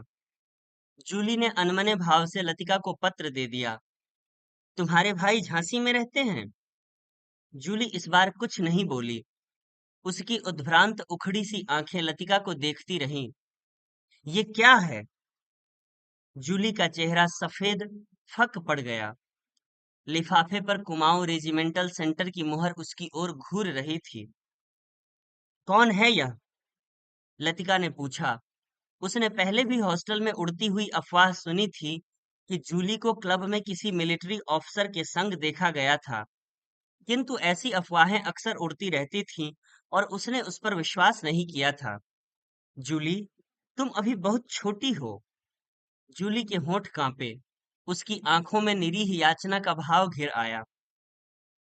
अच्छा, अभी जाओ। तुमसे छुट्टियों के बाद बातें करूंगी। जूली ने ललचाई दृष्टि से लिफाफे की ओर देखा। कुछ बोलने को उद्यत हुई, फिर बिना कुछ कहे चुपचाप वापस लौट गई। लतिका देर तक जूली को देखती रही, जब तक वह आंखों से ओझल नहीं हो गई। क्या मैं किसी खूंसट बुढ़िया से कम हूं? अपने अभाव का बदला क्या मैं दूसरों से ले रही हूं? शायद, कौन जाने, शायद, कौन जाने, शायद जूली का यह प्रथम परिचय हो उस अनुभूति से जिसे कोई भी लड़की बड़े चाव से संजोकर संभाल कर अपने में छिपाए रहती है। एक अनिर्वचनीय सुख जो पीड़ा लिए है, पीड़ा और सुख को डुबोती हुई उमड़ते ज्वार की खुमारी जो दोनों को अपने में समो लेती है। एक दर्द जो आनंद से उपजा है और पीड़ा देता है। यहीं इसी देवदार के नीचे उसे भी यही लगा था जब गिरीश ने पूछा था, तुम चुप क्यों हो? वह आंखें मूंदे सोच रही थी। सोच कहाँ रही थी, जी रही थी उस क्षण को जो भय और विस्मय के बीच भेजा था। बहका सा पागल क्षण।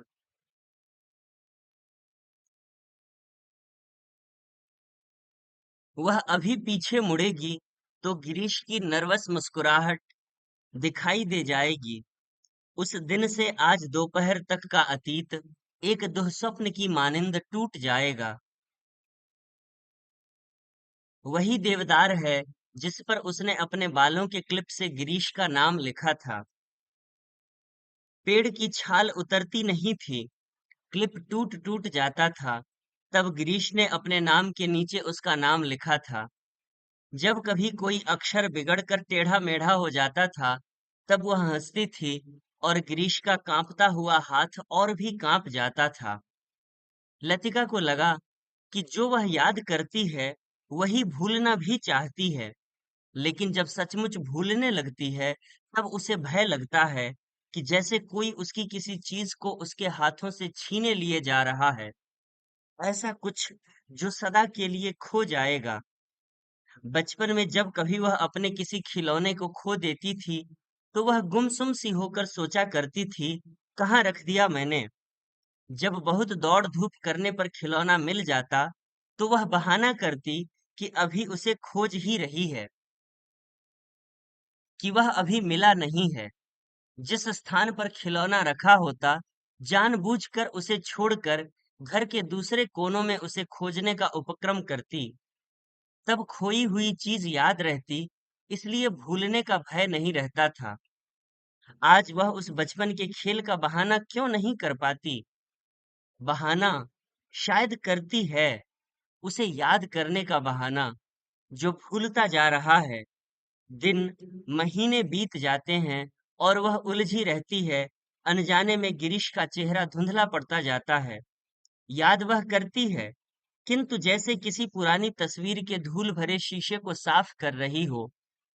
अब वैसा दर्द नहीं होता, सिर्फ उसको याद करती है जो पहले कभी होता था। तब उसे अपने पर ग्लानि होती है। वह फिर जानबूझकर उस घाव को कुरेदती है जो भरता जा रहा है, खुद ब खुद उसकी कोशिशों के बावजूद भरता जा रहा है। देवदार पर खुदे हुए अधमिटे नाम लतिका की ओर निस्तब्ध निरीह भाव से निहार रहे थे। मीडोज के घने सन्नाटे में नाले पार से खेलती हुई लड़कियों की आवाजें गूंज जाती थीं। What do you want, what do you want.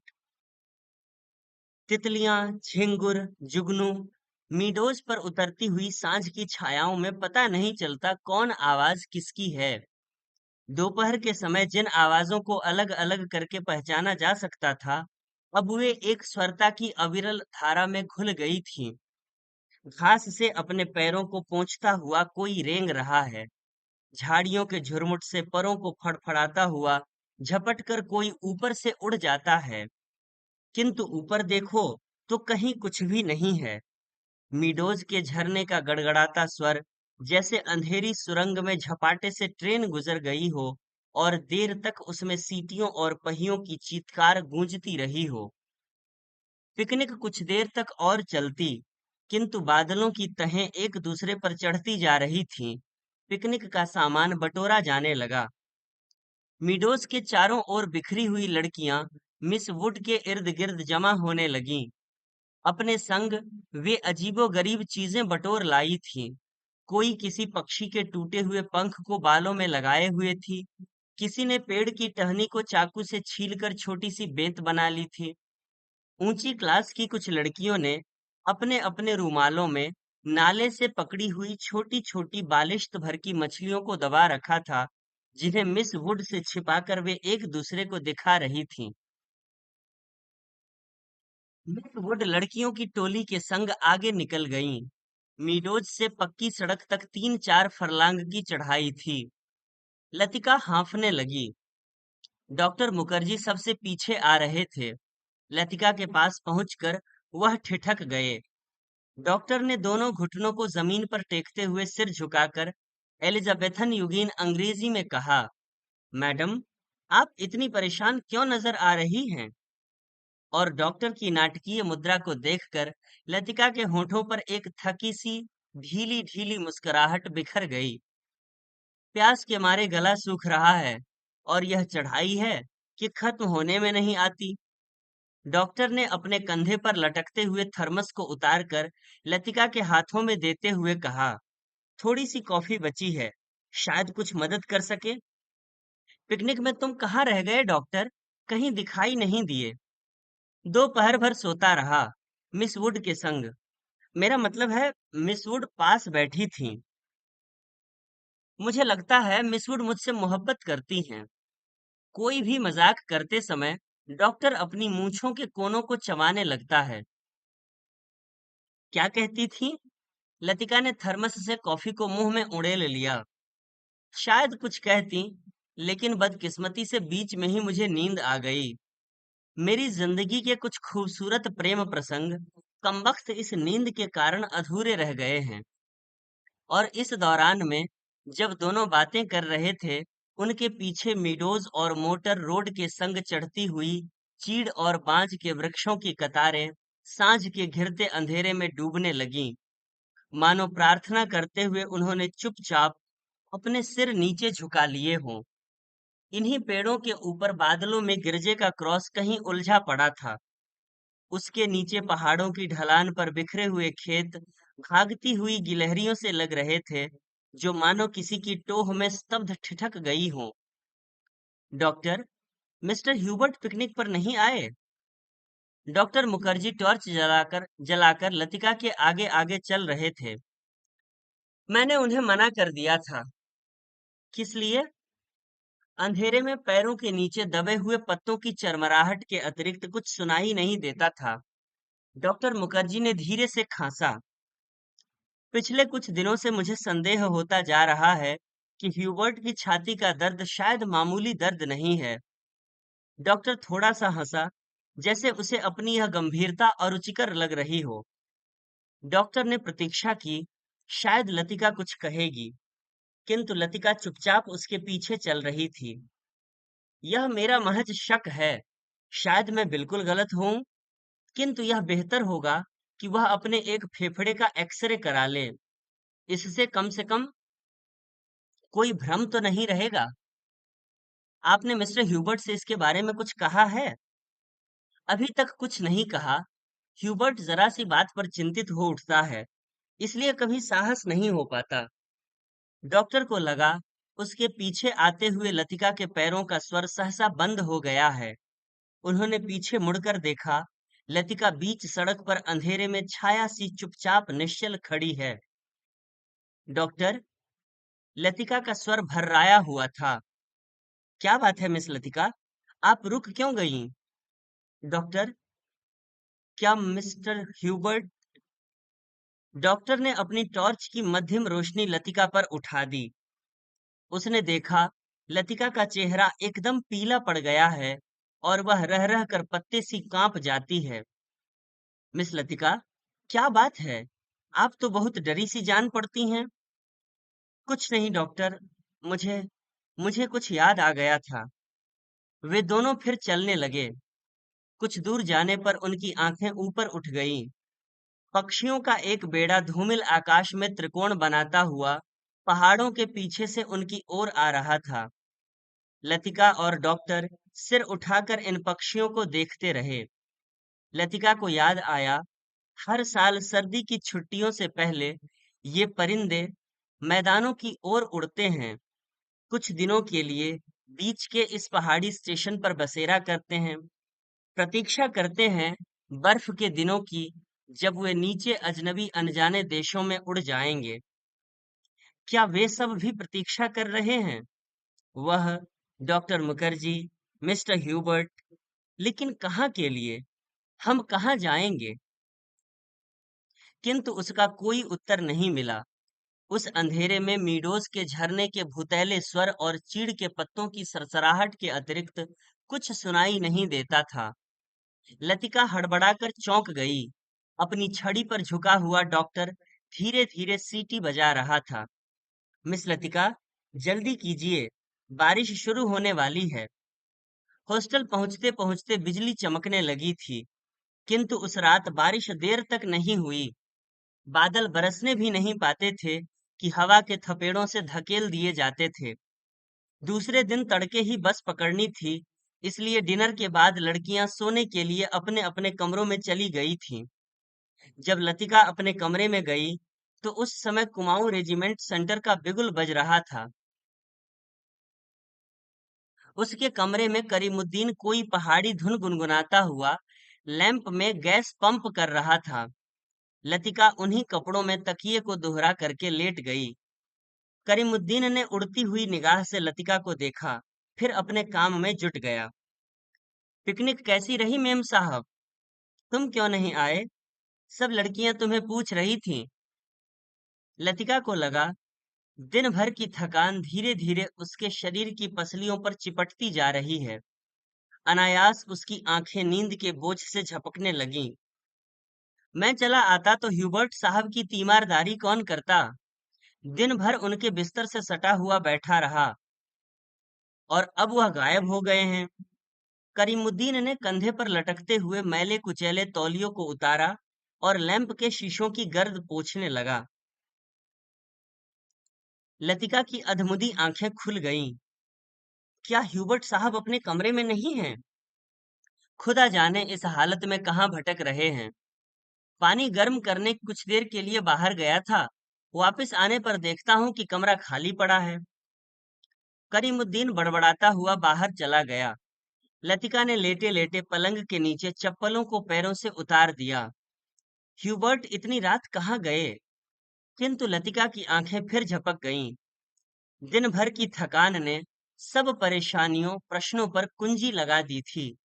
मानो दिन भर आंख मिचौनी खेलते हुए उसने अपने कमरे में दैया को छू लिया था। अब वह सुरक्षित थी। कमरे की बाहर कमरे की चार दीवारी के भीतर उसे कोई नहीं पकड़ सकता। दिन के उजाले में वह गवाह थी, मुजरिम थी।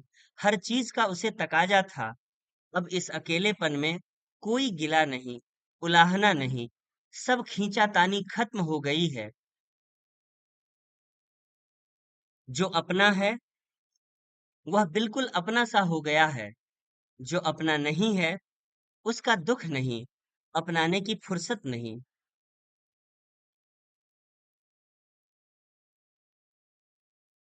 लतिका ने दीवार की ओर मुंह घुमा लिया। लैंप के फीके आलोक में हवा में कांपते पर्दों की छायाएं हिल रही थीं। बिजली कड़कने से खिड़कियों के शीशे चमक चमक जाते थे। दरवाजे चटकने लगते थे, जैसे कोई बाहर से धीमे धीमे खटखटा रहा हो। कॉरिडोर से अपने अपने कमरों में जाती हुई लड़कियों की हंसी, बातों के कुछ शब्द, फिर सब कुछ शांत हो गया। किंतु फिर भी देर तक कच्ची नींद में वह लैंप का धीमा सा सी सी स्वर सुनती रही। कब वह स्वर भी मौन का भाग बनकर मूक हो गया, उसे पता न चला। कुछ देर बाद उसको लगा सीढ़ियों से कुछ दबी आवाजें ऊपर आ रही हैं। बीच बीच में कोई चिल्ला उठता है, और फिर सहसा आवाजें धीमी पड़ जाती हैं। मिस लतिका, जरा अपना लैंप ले आइए।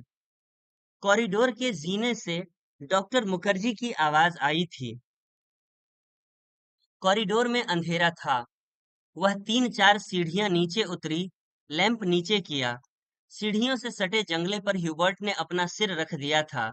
उसकी एक बांह जंगले के नीचे लटक रही थी, और दूसरी डॉक्टर के कंधे पर झूल रही थी, जिसे डॉक्टर ने अपने हाथों में जकड़ रखा था। मिस लतिका, लैंप जरा और नीचे झुका दीजिए। Hubert, Hubert. डॉक्टर ने ह्यूबर्ट को सहारा देकर ऊपर खींचा। ह्यूबर्ट ने अपना चेहरा ऊपर किया। व्हिस्की की तेज बू का झोंका लतिका के सारे शरीर को झंझोड़ गया। ह्यूबर्ट की आंखों में सुर्ख डोरे खिंच आए थे।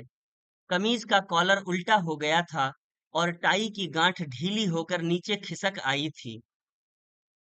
लतिका ने कांपते हाथों से लैंप सीढ़ियों पर रख दिया। आप दीवार के सहारे खड़ी हो गई। उसका सिर चकराने लगा था। इन a back lane of the city, there is a girl who loves me. Hubert हिचकियों के बीच गुनगुना उठता था।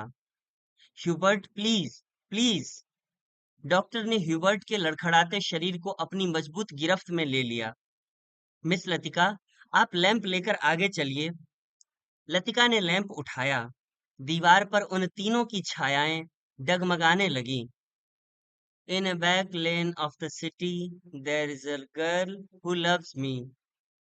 ह्यूबर्ट डॉक्टर मुखर्जी के कंधे पर सिर टिकाए अंधेरी सीढ़ियों पर उल्टे सीधे पैर रखता चढ़ रहा था। डॉक्टर, हम कहाँ हैं? ह्यूबर्ट सहसा इतनी जोर से चिल्लाया कि उसकी लड़खड़ाती आवाज सुनसान अंधेरे में कॉरिडोर की छत से टकराकर देर तक हवा में गूंजती रही। ह्यूबर्ट! डॉक्टर को एकदम ह्यूबर्ट पर गुस्सा आ गया। फिर अपने गुस्से पर ही उसे खीज सी हो आई और वह ह्यूबर्ट की पीठ थपथपाने लगा। कुछ बात नहीं है ह्यूबर्ट डियर, तुम सिर्फ थक गए हो। ह्यूबर्ट ने अपनी आंखें डॉक्टर पर गड़ा दीं। उनमें एक भयभीत बच्चे की सी कातरता झलक रही थी, मानो डॉक्टर के चेहरे से वह किसी प्रश्न का उत्तर पा लेना चाहता हो। ह्यूबर्ट के कमरे में पहुंचकर डॉक्टर ने उसे बिस्तरे पर लिटा दिया। ह्यूबर्ट ने बिना किसी विरोध के चुपचाप जूते मोजे उतरवा दिए। जब डॉक्टर ह्यूबर्ट की टाई टाई उतारने लगा, तो ह्यूबर्ट अपनी कोहनी के सहारे उठा। कुछ देर तक डॉक्टर को आंखें फाड़ते हुए घूरता रहा, फिर धीरे से उसका हाथ पकड़ लिया। डॉक्टर, क्या मैं मर जाऊंगा?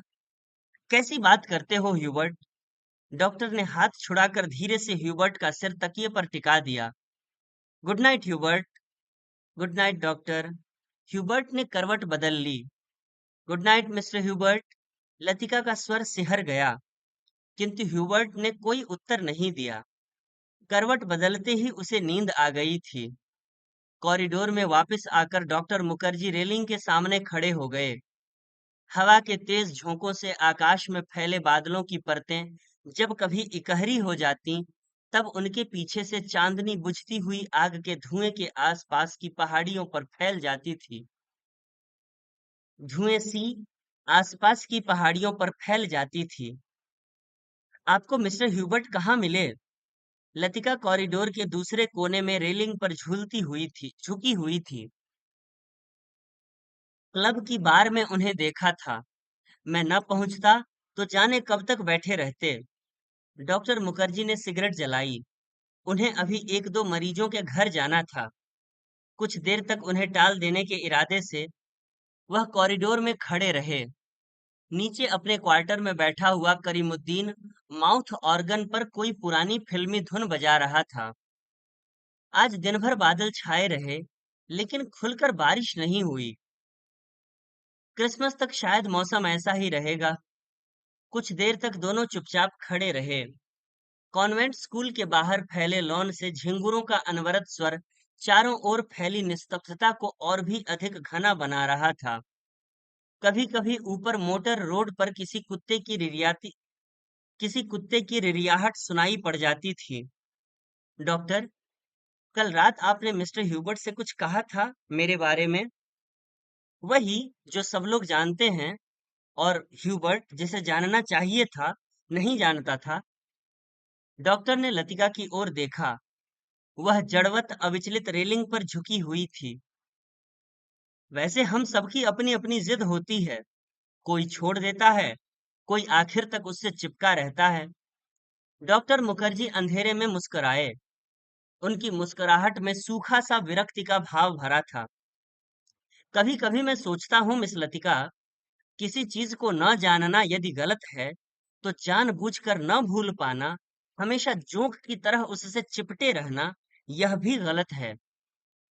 बर्मा से आते हुए मेरी पत्नी की मृत्यु हुई थी। मुझे अपनी जिंदगी बेकार सी लगी थी। आज इस बात को अरसा गुजर गया, और जैसा आप देखती हैं, मैं जी रहा हूँ। उम्मीद है कि काफी अरसा और जीऊंगा। जिंदगी काफी दिलचस्प लगती है, और यदि उम्र की मजबूरी न होती, तो शायद मैं दूसरी शादी करने में भी न हिचकता। इसके बावजूद कौन कह सकता है कि मैं अपनी पत्नी को प्रेम नहीं करता था? कि मैं अपनी पत्नी से प्रेम नहीं करता था? आज भी करता हूँ। लेकिन डॉक्टर, लतिका का गला रुंध आया था। क्या मिस लतिका? डॉक्टर, सब कुछ होने के बावजूद वह क्या चीज है जो हमें चलाए चलती है? हम रुकते हैं तो भी अपने रेले में वह हमें घसीट ले जाती है। लतिका को लगा कि वह जो कहना चाह रही है कह नहीं पा रही, जैसे अंधेरे में कुछ खो गया है जो मिल नहीं पा रहा, शायद कभी नहीं मिल पाएगा। यह तो आपको फादर एलमंड ही बता सकेंगे, मिस लतिका। डॉक्टर की खोखली हंसी में उनका पुराना सनकीपन उभर आया था। अच्छा, चलता हूँ मिस लतिका, मुझे काफी देर हो गई है। डॉक्टर ने दिया सलाई जलाकर घड़ी को देखा। Good night miss Latika. Good night doctor.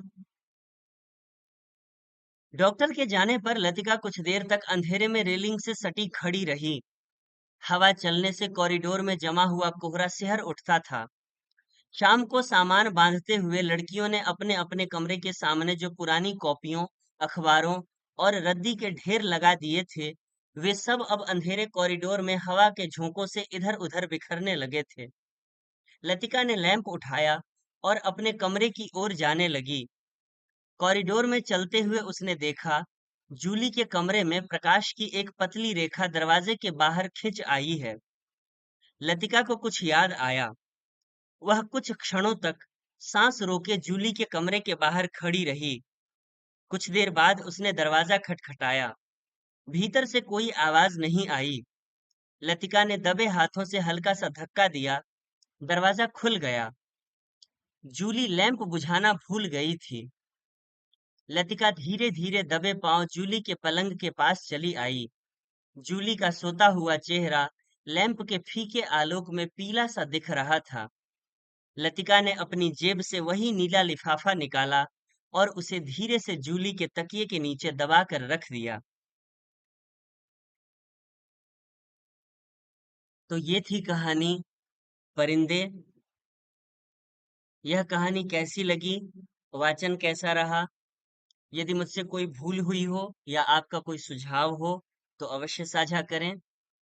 फिर मिलेंगे किसी अगले वीडियो में। धन्यवाद।